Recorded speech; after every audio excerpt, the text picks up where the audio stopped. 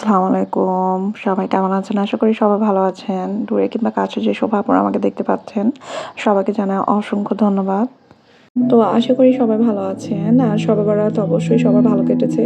তো আসলে আমি শবে বরাতের দিন আমি খুব খালাম্মা আমাকে আগে ভাগে দাওয়াত দিয়ে দিয়েছিল। তো আমি সকাল, সকাল গিয়ে হাজির হই। তো খালাম্মা আর আমি মিলে ২ জন ভাগ্নি মিলে আসলে আমাদের হয়েছে কি খালাম্মার সবকিছু প্রস্তুতি থাকে। সবকিছু কাছে থাকে। যেহেতু খালাম্মার তো খালাম্মাকে দেখছি খুব কষ্ট করে সে রান্না-টান্না করতেছে, মুরুব্বি মানুষ। আর আমার ছোট খালা তো সবসময় মানে যখনই রান্না করে এই যে বিরিয়ানি, বাহ! এত সুস্বাদু হইছে যে বলার মতো না, মানে হোটেলও ফেল। খুবই মজা হয়েছে খালাম্মার বিরিয়ানিটা। তো যাই হোক দুজনে মিলেমিশে আমরা খুব ঝটপট করে হালুয়াগুলোও তৈরি করে ফেলেছি। তো এখানে ছিল গাজরের হালুয়া, বুটের ডালের হালুয়া এবং সুজির হালুয়া। তো খালাম্মা আবার পাউরুটিও এনেছে বিশাল, বিশাল। তো খালাম্মার একটা অভ্যাস হচ্ছে মানে আম মানে আম্মুর মতো। মানে আমার মা যেটা করতো, মা আর খালা একই কথা। তো আম্মু তো আমার ছোট খালা সবসময় যেটাই মানে করবে মানে আমাকে দিয়ে দিবে যে, "না খেয়েও যাবা, নিয়েও যাবা।" মানে এটা একটা মনে হয় মা খালাদের এমনই অভ্যাস থাকে। তো আমার ছোট খালা এটা সবসময় করে। এটা নতুন করে বলার কিছু নাই। তো যাই হোক সে এগুলো এনেছে। তো তার বাসায়ও ঝামেলা নাই তেমন, শুধু আমার ছোট খালার ২ টা ছেলেই, মেয়েও নেই। খালাম্মা তো আমাকে মনে হয় যেন আমি নিজের মেয়ের মতোই আদর করে। আর খালাতো মার যাদের খালা আছে তারা অবশ্যই বুঝবে যে খালা আর মা একই কথা। তো যাই হোক এখন খালাম্মা বলতেছে এখান থেকে পাউরুটি নিয়ে যাবা। তো আমি বলতেছি খালাম্মা কে খাবে আমার বাসায়, তো এইগুলো সকালের নাস্তা খাওয়ার কে খাবে, মানে এত খাবে আমি একা তো এগুলো এত কিছু খেতে পারবো না। আর তো যাই হোক খালাম্মা বলতেছে না এগুলো নিয়ে যাবা এতগুলো, এখন তোমারও নিতে হবে হালুয়া টালুয়া। আর আসলে খালাম্মা নিষেধ করলেও শুনবে না। তো যাই হোক মুরব্বী মানুষ মনে কষ্ট পাবে, আমি আর কিছু বলতেছি না। খালাম্মা এগুলো উঠাইতেছে, উঠানোর সময় আমারটা ভাগ করতেছে, মানে আমাকে কোনটা দেবে।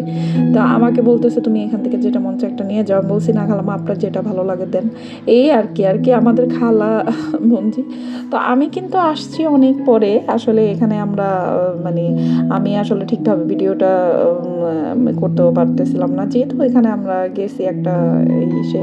তো ভাবলাম কিছু কিছু করে এখানে এই পিচ্চি শুয়ে শুয়ে সে শুয়েছিল, শুয়ে শুয়ে সে একেবারে সোফার মধ্যে শুয়েছে। এই যে আমার ওটা খালাম্মা এখানে রেখে দিয়েছে যে এটাই নিয়ে যাবা। তো আমি নিষেধ করলেও খালাম্মা শুনবে না। তো যাই হোক মুরব্বী মানুষ আদর করে দিয়েছে, তো রেখে দিলাম। তো এই আর কি। আর এই পিচ্চি শুয়ে শুয়ে এখানে গেমস খেলতেছে, টিভি ছেড়ে সে এখানে গেমস খেলতেছে, তার কাজই এটা। তো খালাম্মার বাসাটা খুব গুছানো, যদিও তার মেয়ে নাই, তবে আমার ভাইয়েরা খুব শৌখিন।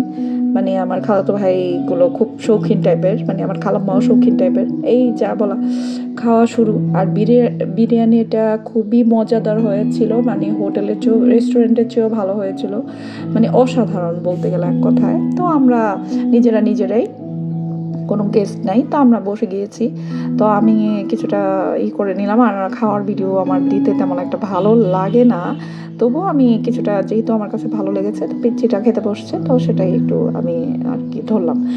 আর এই যে বিরিয়ানি, সালাদ, লেবু, আর এখানে হালুয়া তো আছেই।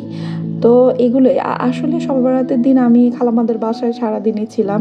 শুধু আমি খালাম্মা আবার মানে ওখানেই ভালো লাগছে আমার কাছে আর কি। তো এই আর কি। আর কোথায় যাব, ছোট খালার বাসায় যাওয়া পড়ে বেশিরভাগ। তো এই তো। তো খালাম্মার বাসাটা খুব গুছানো থাকে, এই জন্য আমার কাছে ভালো লাগে।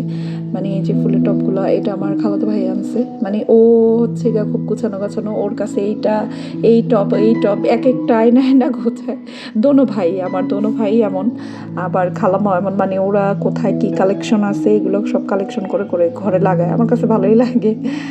তো এই অবস্থা।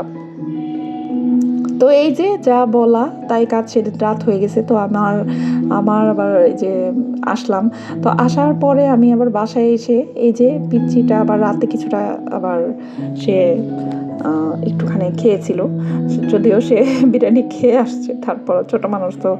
তো যাই হোক, তারপরে আবার এই যে আমি যা বলা তাই কাজ, বলছি অল্প অল্প করে দেন, আমার বাসায় খাওয়ার কোনো লোক নেই, আমি একা মানুষ আর কত খাবো। তো তারপরও খালাম্মা দিয়ে দিয়েছে এখানে যে বেশি বেশি করে সব কিছু। তো এটা খালাম্মার, এটা নতুন না, এটা সব সময় সে করে। তো মানে আমার দাওয়াত থাকলে দেখা যায় আমার খেয়েও আসতে হয়, আবার নিয়েও আসতে হয়, এটাই মানে নিষেধ করলে রাগ হবে। তো যাই হোক, আমি 3 রকমের হালুয়াই একটা বাটিতে নিয়ে নিলাম আর পাউরুটি নিলাম। এখন আমার চাটা হবে, আমি চায়ের অপেক্ষা করছি, কারণ আমার চা ছাড়া কিছু ভালো লাগে না।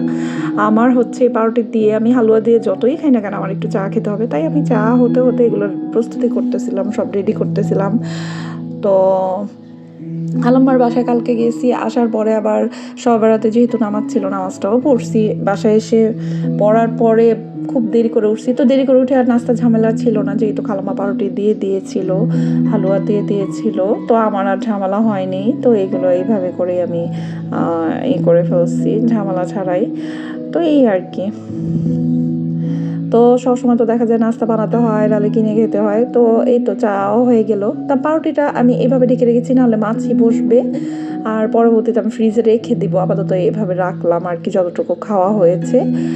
তো এই তো যাই হোক, সবে বরাত একটা পবিত্র দিন। আমি আসলে অনেকে 14ই ফেব্রুয়ারিও ছিল, আমি কোথাও বের হই নাই, কারণ একমাত্র আমার ছোটো খালার বাসায় গিয়েছি, কারণ ঘুরেছি ওখানেই, ওখানেই খাওয়া দাওয়া করেছি, ওখান থেকেই সব কিছু নিয়ে এসেছি। এসে বাসায় যেটা করণীয়, কারণ সবে বরাত একটা পবিত্র দিন, সেদিন হচ্ছে আমাদের নামাজটা বিশেষ করে জরুরি, তো সেটা আমি করেছি।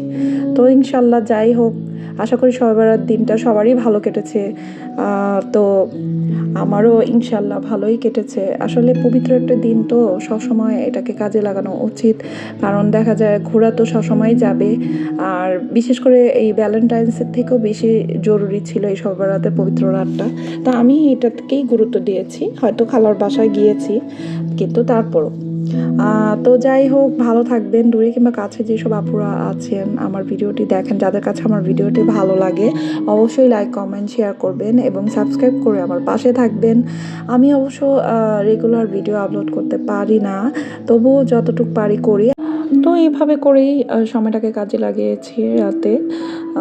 তো দেখা যায় অনেক রাতে ঘুমানোর কারণে সকালেও অনেক দেরি করে উঠেছি। তো এইভাবে করেই নাস্তাটাও সকাল সকাল করে ফেললাম। তো যাই হোক, খোদা হাফেজ আপুরা।